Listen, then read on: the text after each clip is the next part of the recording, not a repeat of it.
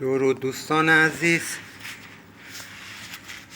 دوستان، زمانی که میخواین خاک معدنیتون رو تست کنید، آزمایش کنید که ببینید طلا داره یا نه، فلزات با ارزش داره یا نه، فقط و فقط تست فایرسی، اونم نه تو بوته کهنه، تو بوته نو. یعنی این الان یه نمونه خاک معدنی کنسانتره شده با میز لرزانه که ما میخوایم تست کنیم ببینیم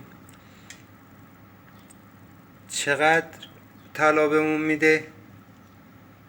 تو بوته نو تست میکنیم، سراغ کوره قالکاری نمیریم، سراغ آزمایشات تست اسیدی نمیریم، فقط و فقط با تست فایرسی کوزه نو، نه کوزه کهنه ای که ناخالصی داره، فقط بوته نو و کوپل نو.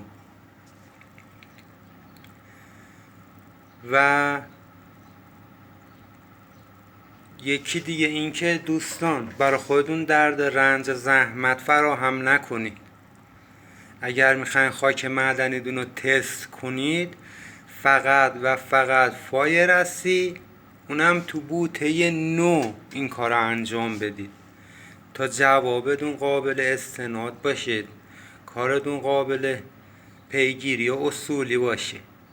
برای خودتون رنج درست نکنین، برای خودتون زحمت درست نکنین، نرین خاکتون رو بدین به یکی دیگه با کور قالکاری براتون آزمایش کنه، یا بدون میگه نداره، یا هم یه درصد خطایی بدون میگه، بعدم کلی هزینه میکنین، هیچ فایده ای هم نداره.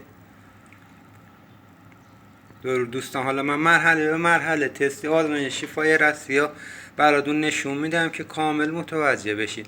حالا البته این تست فایرسی کسایی که تو خونهشون یا جایی که تست فایرسی انجام میدن، حالا طیف سنجی یا نور سنجی یا آزمایشگاه های خیلی معتبر و معروف و کاری ندارم، و کسایی که خودشون میخوان تست کنن یا میبرن تست های اولیه انجام میدن، میتونن با این تستی فایرسی